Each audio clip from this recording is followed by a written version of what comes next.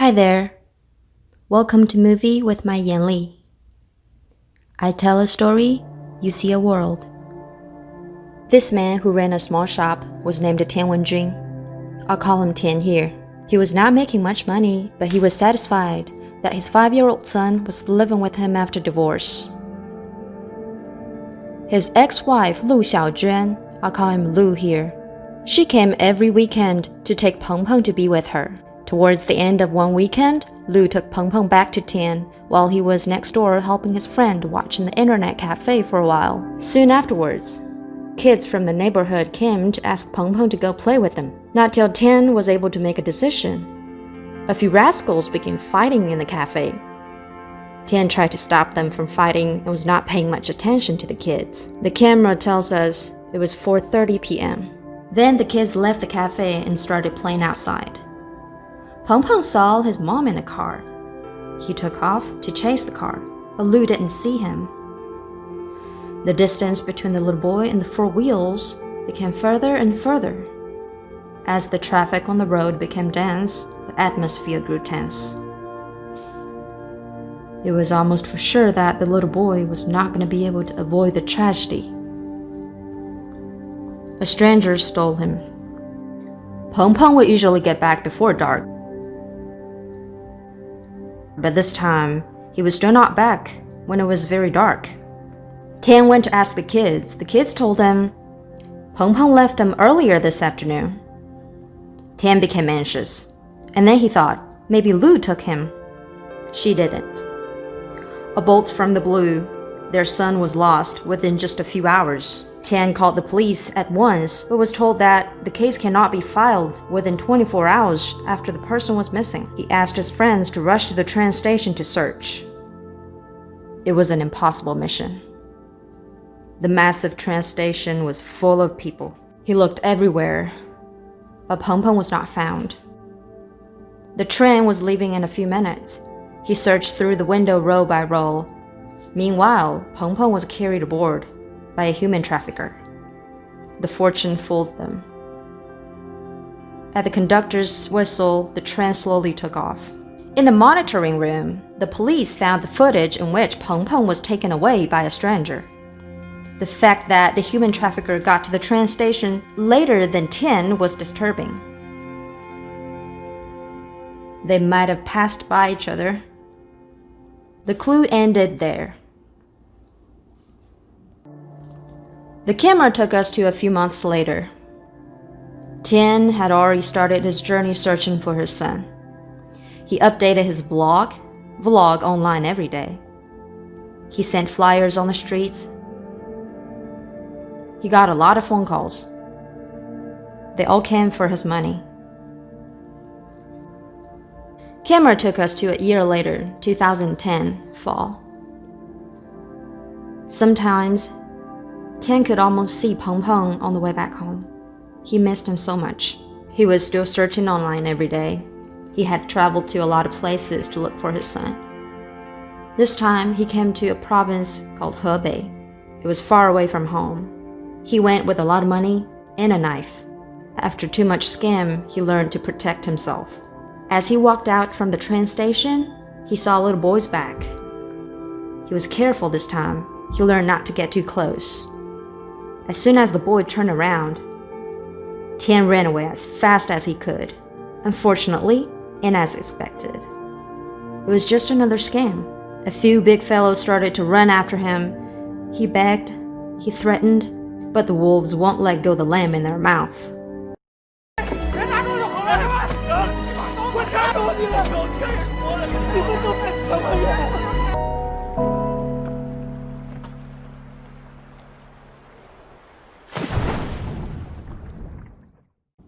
Fortunately, the water he jumped in was deep enough to save his life. Back home, Lu became a different person after her son was lost. Her marriage was facing a big challenge because of that. Bad things kept on happening. Tian couldn't pay his rent. He lost his shop. One weekend, Lu and Tian went up to a park to meet up with a group of parents whose children were also abducted. Their stories were different, but the sorrow was the same. This woman claimed that she had superpower. As soon as she stood on the road, she could quickly tell how many kids there were, boys or girls, what they looked like. Would it be her son?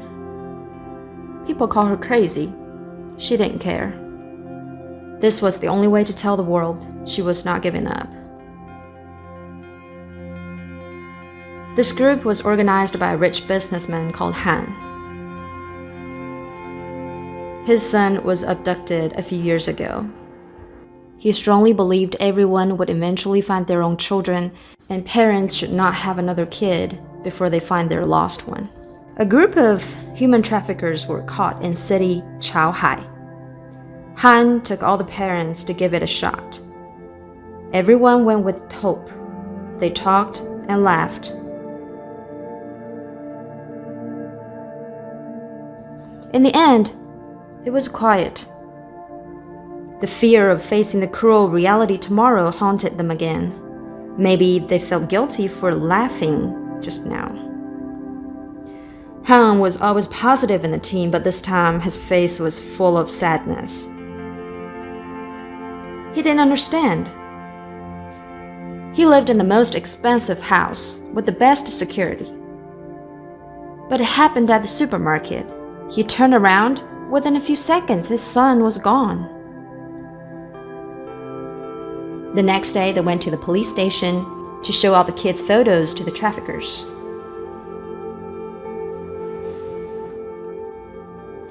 But no useful information was gathered.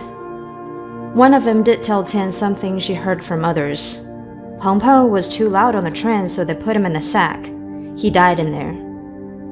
It was not confirmed, yet it was heavy enough to knock down Tian and Lu. Camera took us to another 2 years later. 2012, summer.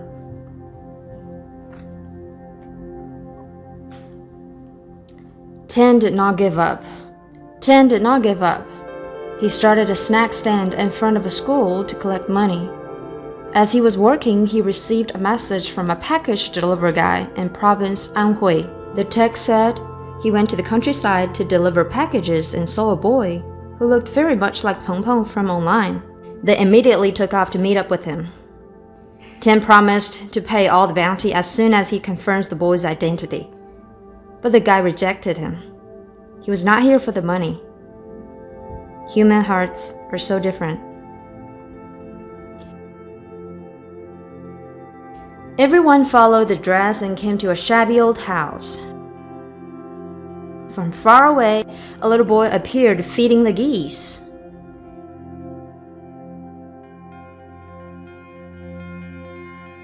They planned to wait for the police to come. But after waiting for 3 years, they couldn't wait for one more second. They ran up to the boy to check his forehead. They knew he was their son.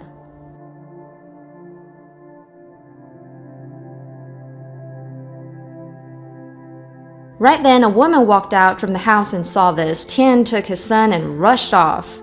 The chase disturbed the whole village. Villagers thought they were the human traffickers.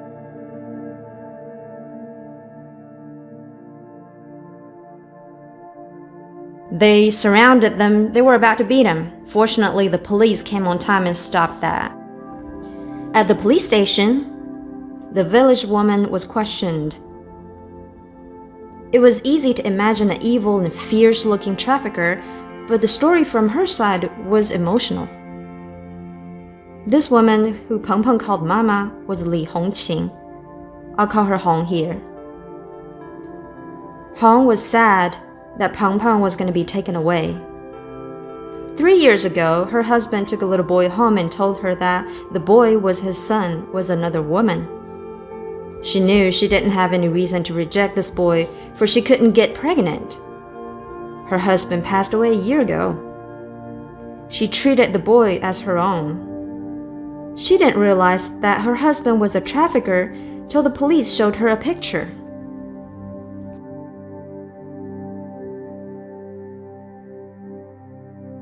Just then, another girl walked in the room and called her mom. Very possibly, this girl was stolen from her parents too.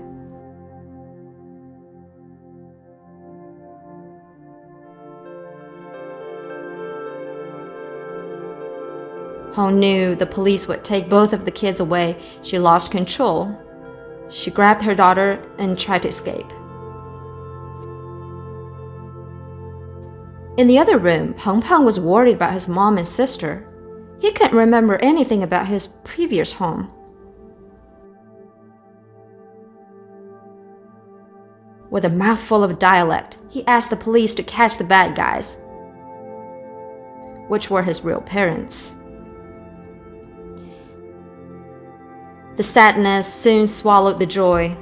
After 3 years of searching, Lu and Tian finally found their son, but he had turned completely into another person.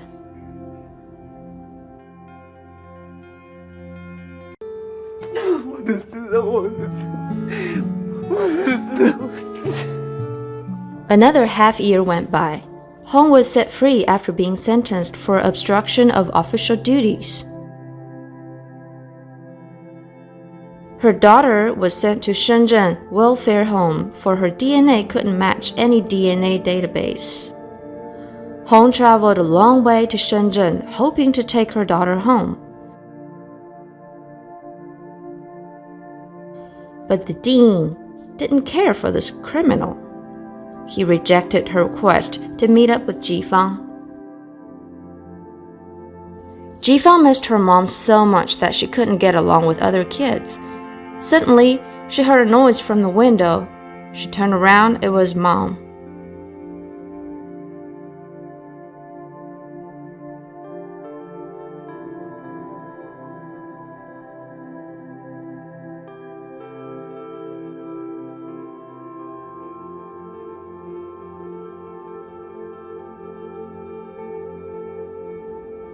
Climbing down from the water pipe, Hong was determined to take Jifang back. The lawyer told her she needed to pay him at least 100,000 RMB to hire him and prove that Jifang was not abducted. None of these two are easy for her. Hong went directly to the construction site where her husband worked when he was alive. She remembered him saying a person named Qing Shan was at the site when he picked up the little girl from the road. In the end, she found him and he confirmed it. Half a year passed by, Peng Peng still couldn't accept his new parents. He missed his mom, Hong, and his sister, Jifang. He missed home. Hong took the lawyer to the construction site to meet Qing Shan. Qing Shan didn't want to cause himself any trouble after seeing the lawyer. He denied it. Hong knew she couldn't get her daughter back without a witness. She gave her motel address to Qing Shan and asked him to come over that night. And he came.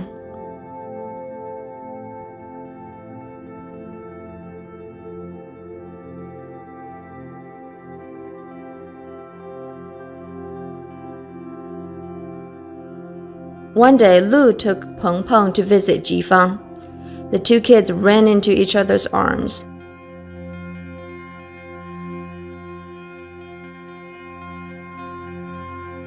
Lu was touched.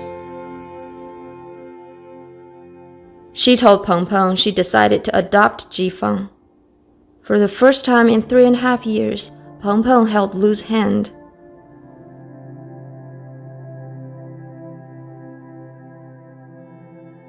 On the other hand, Lu's husband wanted to have their own kid.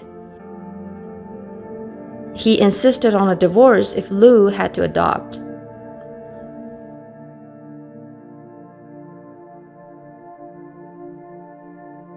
Tian carried Peng Peng to throw trash outside, while he got a text from Han. It happened that you found yours after so many years of work. I'm not able to do this anymore. Han's wife was pregnant again, but they couldn't feel any joy. They went to register for the permission to have a baby. They were told to submit his son's death certificate first. He started his new journey without waiting for his son. They felt that they betrayed their lost son.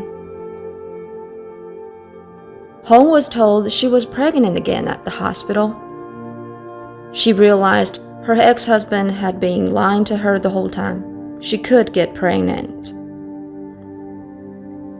The baby was from that night.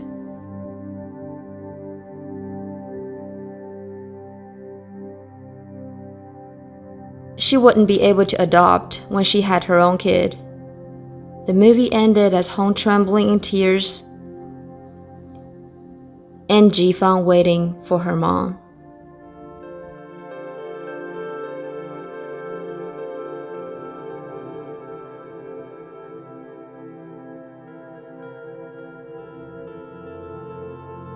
This movie is based on true stories. Some parents found their kids. Some never did.